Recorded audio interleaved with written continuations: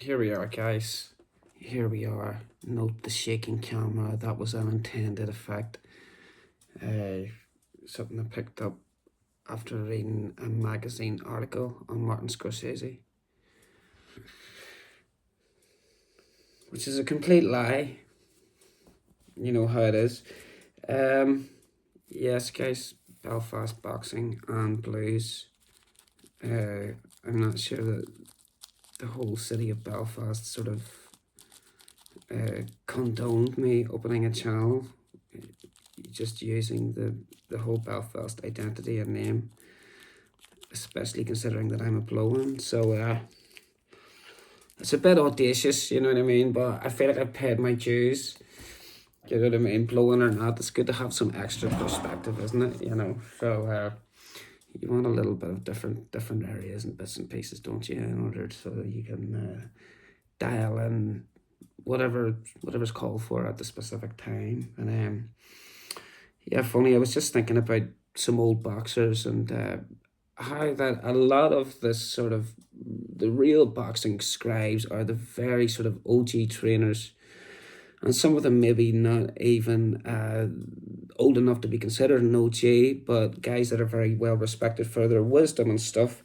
And this goes right across the board for anybody that does a YouTube video, whether it be a fighter, a trainer, a cup man, or just somebody like Sam Jones. You know what I mean? I'm definitely not like Sam Jones, sure I'm not. But you know what it is? It's like a lot of times people will refer back to the old fighters, and we all have a little go. We all fire out names, Harry Greb, yeah. I Sam Langford is one that I've seen a few times recently. Of course, Sugar Ray Robinson, because we've all seen a little bit of footage, even though they say that the footage that they have of him it doesn't even come 1/10 of the majesty of the theatre. The exhibition of grace that was a Sugar Ray Robinson fight in his absolute prime. And some of that tape exists somewhere. I've heard rumours, and it must do. I would love to see it. I heard, Joe Louis, who was a great admirer of his, and of course he would have been considered at the time top pound-for-pound fighter of all time, not just of their era.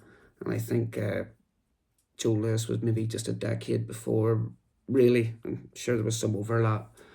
But when he was asked, he said, yes, Sugar Ray Robinson probably he could do everything. He could, his left hook was atrocious, and his body would swing round with it and cause his opponent's head to snap back and collapse, Let me say, these theatrics, that guy was something else, He really was. And I think it was Joe Louis who said it, or some old boxing fan, some old man somewhere in like a barber shop or something said it, but he said it was the only boxer he had ever seen knocking somebody out with a left hook on the back foot, stepping back and clip it. You can imagine how beautiful that would look, just to clip a guy just the right spot, and to see him go down, obviously with no real malice or anything like that as to hurting the guy or anything like that. But there is a certain grace, in the heat of battle. There's a certain poetry to it at the best of times. And that poetry can run right from, such fine technical stuff and beautiful footwork. And like the time that Mayweather fought Marquez, Marquez came in with a counter punch.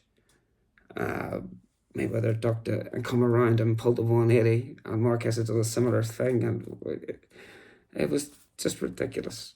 Similar thing with Kazagi fought Roy Jones, and he was,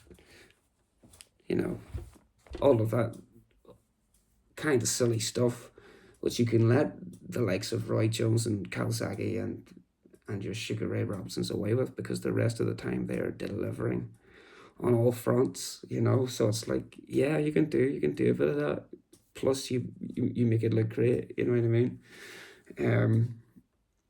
Even your Lomachenko's right up to this day, you know what I mean? he got to enjoy that, being absolutely untouchable at the weights at which he first fought, for those first 3 weights or something, before he really started getting used as an opponent, which I suppose is just fair game, because he got his glory years and he got the achievements, and those will never be forgotten, and hopefully his legacy will not be besmirched or covered in any way. We'd like to say the same for Golovkin as well. He was another great fighter, out of Eastern Europe, and he probably didn't get the opponents that he would have liked to have had. And when he did get the likes of the Canelos and such,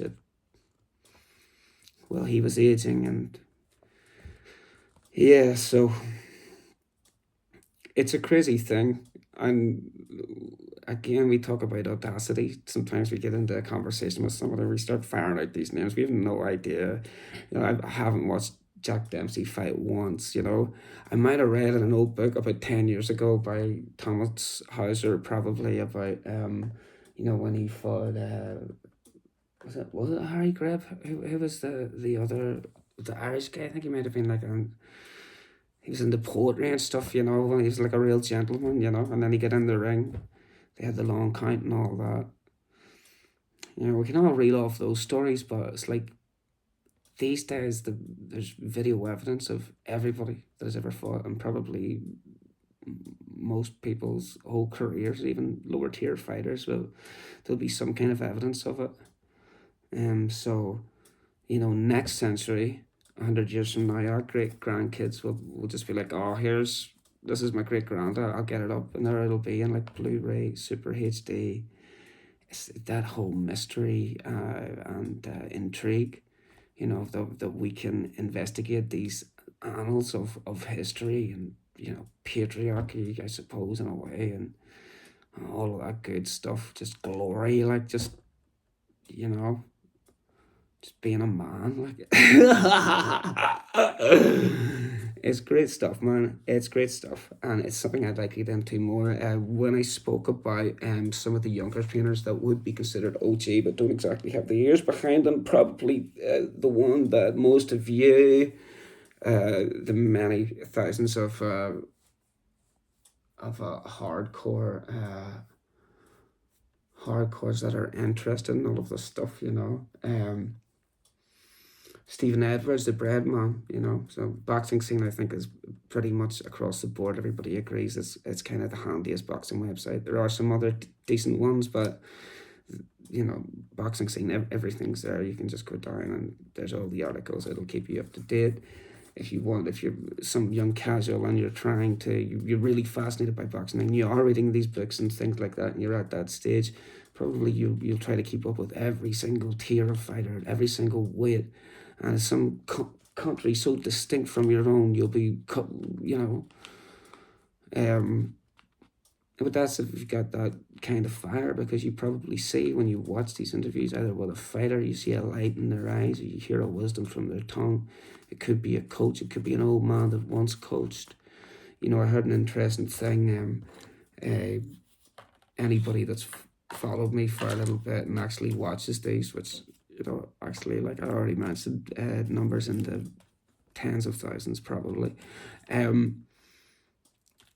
really like the Ingle gym, I like it currently, and I like the whole story of Brendan Ingle, and I always like watching interviews with him and stuff like that, and it's great that we have that, because his legacy, it's born out in those videos, because you can hear the talk of him, a simple man.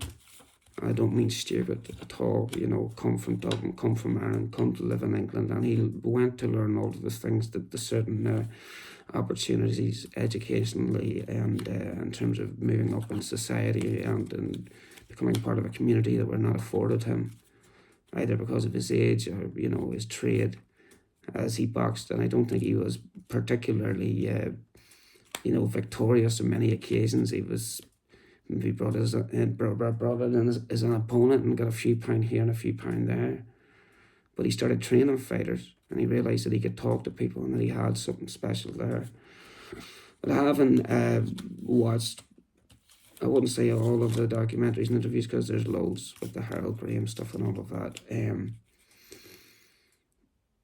I remember at one point hearing him mention, and this is off the back of him probably speaking about some town hall, up the road from Ingle Gym or something very tawdry, and very commonplace and everyday. And next thing he mentions, that the fighters from his gym weren't getting the opportunities through the amateur system, whether that was a GP squad or whatever existed in those days, you know what I mean? Because they were only very lately established, and hadn't yet had their champions and stuff, so that they would be accredited. And and him being an Irishman too in England, which was a factor in those days. I had uncles and people like that lived in England at that time, and a lot of times the paddy was denigrated a wee bit, but that is what it is, no ill grudges held there or nothing, like. But he come from talking. He was telling a story about this church hall or something like that. Next thing, he started on to the amateur system, and he said what he was doing with his amateurs, right? And this is a testament to the actual knack on the man for what he did with the training regimens, hand-eye contact, foot-eye contact, voice, all of that cognition, all of those coordinations. He's working on all that stuff, and he was getting these little kids to sing, to bring them out of themselves, to get their confidence. He was a real help on the community. Obviously, this was a very good person, but he said, and this was quite early on, I believe this was in the Harold Graham years, I suppose. He says, yeah, well, I was watching the Cuban fighters. He was getting as much information as he could about both the Cuban setup. But he was going above and beyond. Like, he wasn't just, checking out the magazine article everybody else saying. He was making an effort.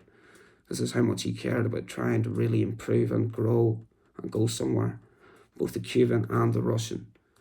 So obviously we know that Russia has been grinding out great fighters recently. I'm not au fait with, their history. Of course, we all know about the Cubans, but I imagine, since the Russians kept all their fighters, they didn't let fighters turn pro until the early 90s, I believe. I would imagine their amateurs were something good. So it just really says a lot about the man, and he didn't present himself as such as, I'm this fantastic guy with newborn ideas, and I want to get as much money and as much publicity off it as possible. No, he put it in to actually try and make something happen. I don't really know where all that came out of, guys, you know what I mean? But you know how it is. You go on and out of rant sometimes, you pick up bits and pieces and you see bits here and there, and you get every story in your head and you go, yeah, something to say now. So you torture it away for half an hour, something like that. Take it easy, guys. See you later. Okay, bye-bye.